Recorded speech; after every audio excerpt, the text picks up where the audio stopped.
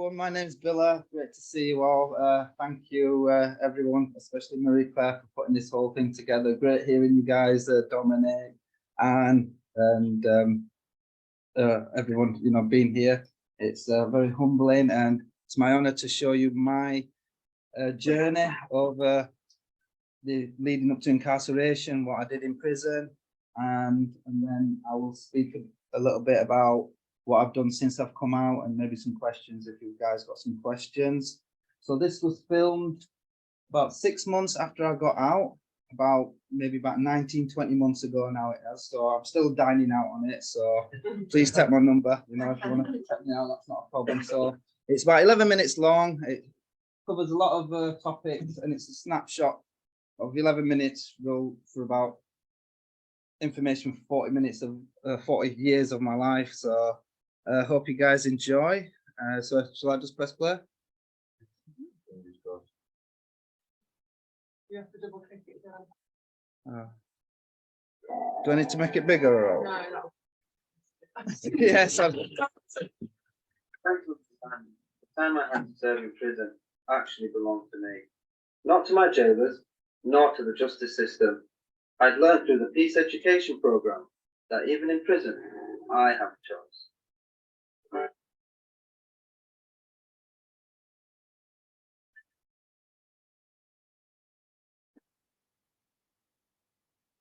My name's Billa. I'm 43 years old. I was born in Bradford in the north of England. Like most, I had a good upbringing, but still, there was still something missing. I started drinking and smoking cigarettes at 13. Soon enough progressed to smoking weed. Few situations all happened at once. Girlfriend breaking up with me, my friends going to university, my parents being on my case because I was just smoking weed and drinking all the time, basically. With all that happening, I just wanted to switch off and not feel. I just wanted to be numb, and that's where I came across heroin for the first time.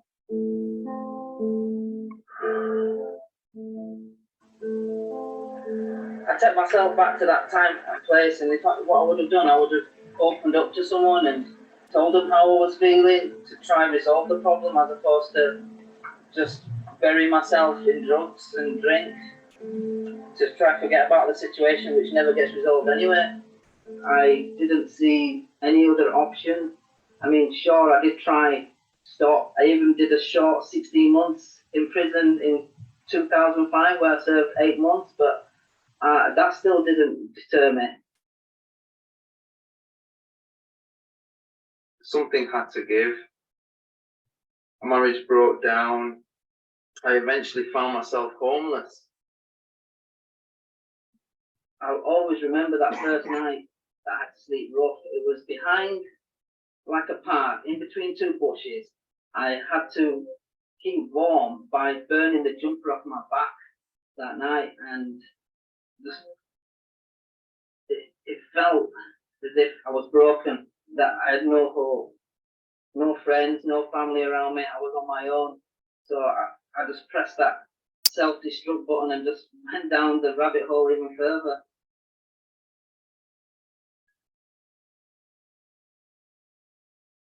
I started dealing to facilitate my own use.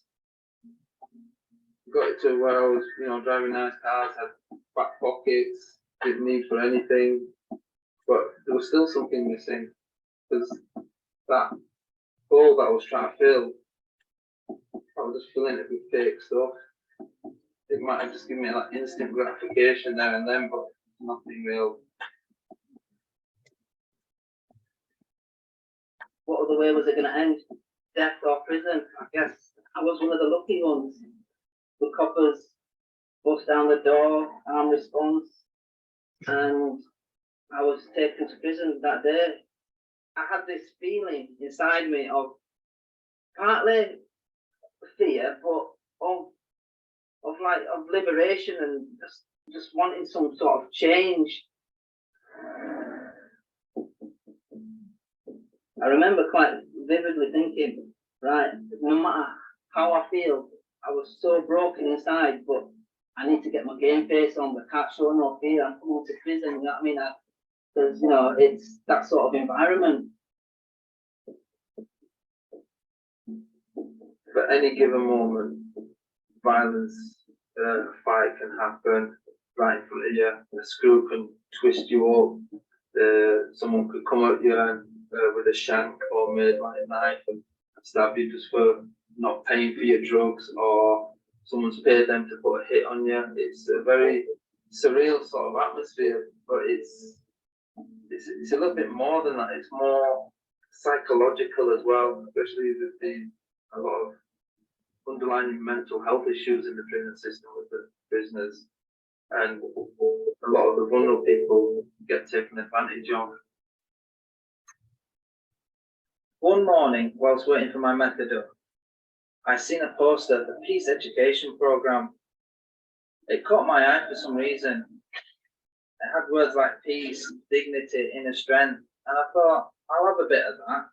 I put an application form in, and within weeks, I was there at my first class.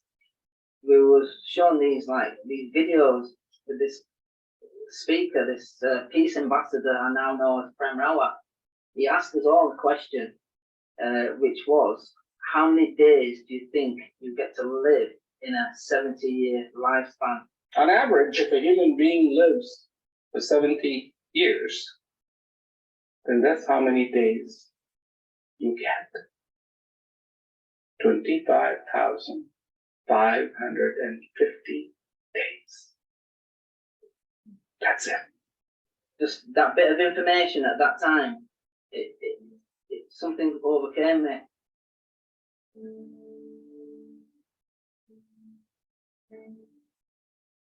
I remember going back to my pad, and I got like this felt tip pen in red it was, and I put on the wall 25,550 days.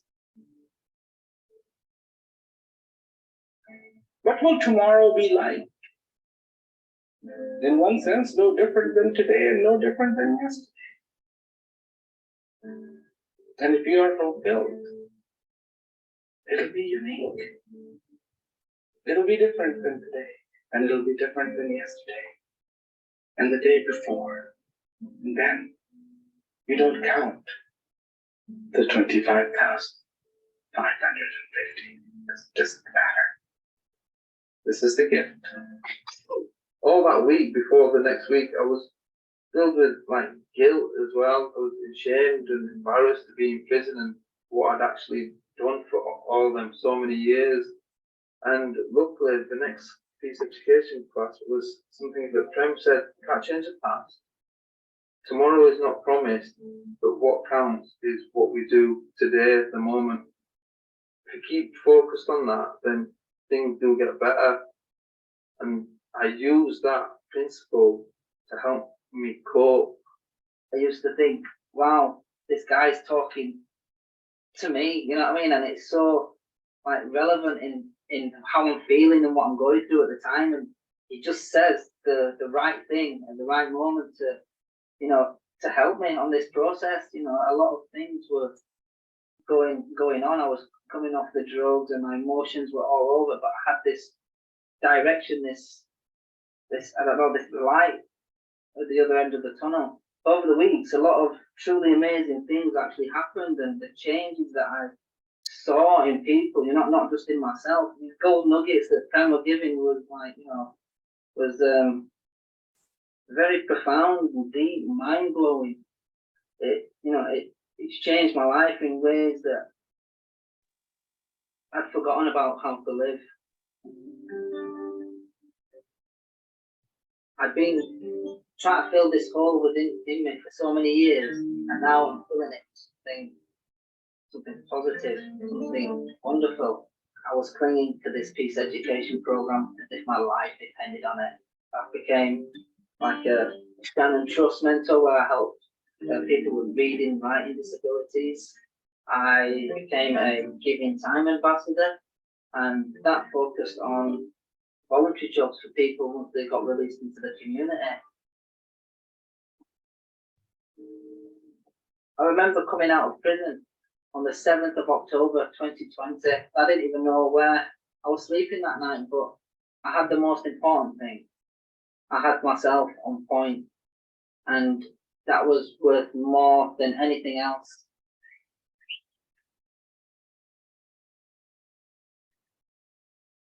The first time in 20 years, I was able to just appreciate beauty in the simplest form.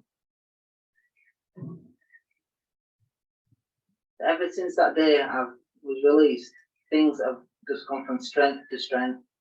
I started a radio podcast script to help out the prisoners, to show my journey, my story, just in hope that, you know, maybe, just maybe, it might help another prisoner. We all have challenges and barriers that we overcome, but ultimately, everything has to start with yourself.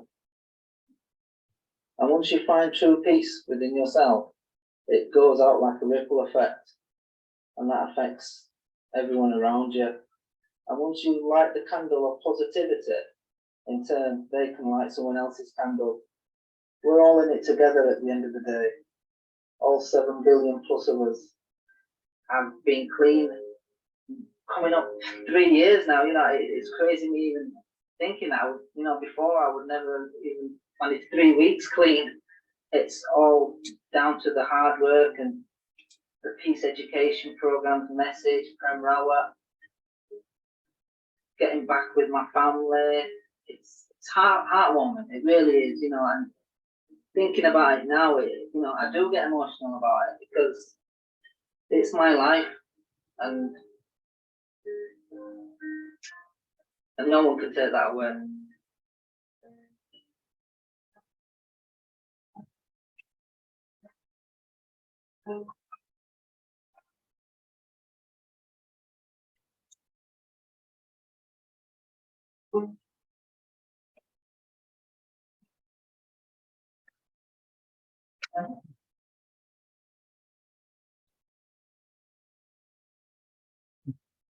Thank you, thank you. So yeah, as of last week, I'm finally off license as well now. So I'm a fully functioning member of society, as you say. So the Peace Education Program is one of the organisations that I kept in touch with and got involved from a prison mentor.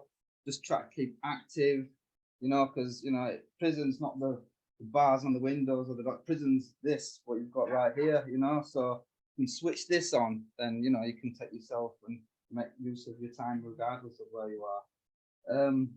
So yeah, I kept in touch with the Shannon Trust as well, the Giving Time up in Leeds. I was a healthcare rep. I had the best job in library as well. You know, if you've seen prison movies, I was a library orderly, so I was good. So and things that I learned in there, I've just replicated coming out on the outside. I've kept in touch with everybody. So since I come out, I did a podcast which is on Spotify, 6-part series showing my journey in depth. Was lucky enough to work with the Prem Rawa Foundation and another organisation called Celebrate Life event, which is based in Lambeth, down South London. And after that, I did work for National Prison Radio as a guest, where I just had a chat about my experiences, and then I was invited back to do a 4-part mini-series on the theme of being safe during COVID, and I interviewed a prisoner that come out similar to myself, showing his experience and how he coped inside prison. Another prisoner who'd come out who was a listener, and that's part of the Samaritans organization. So prisoners have got problems, there's another peer-led listener that can come in and, you know, have a chat with them. And the interesting one was I interviewed this lady, I forgot her name, but her father was in prison, which some of you guys can connect with loved ones and family being inside it, how hard it was for people that had loved ones inside, because as you guys know, people in prison are like the forgotten people in society. Unless you've got a loved one or a friend inside, you know, there's not too much support. And that's why it's great seeing all you guys doing, you know, encouraging people with lived experience and you know, championing around and, you know, helping people on a real humanity level. You know, it's heartwarming and touching.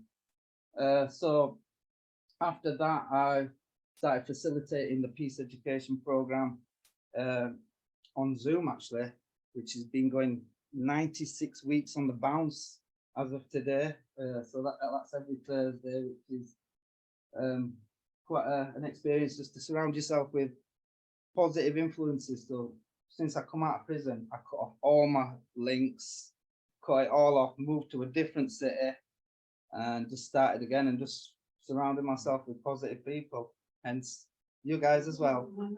So yeah, okay, so I won't go on too much, and just a couple of the little things that I will say that are pertinent. So the main thing at the moment, I've been going into HMP Leeds for the last 28 weeks now, doing workshops every week. So I'm doing one day at the moment, and I've got another 2 days coming as well. So that'll be 3 days each week. Just going in, speaking to the prisoners and just leading by example. You know, I learn so much off the prisoners as well as they learn off me. So yeah, I am wary of the time. So I look forward to speaking to any of you guys afterwards, and thank you all. And yeah.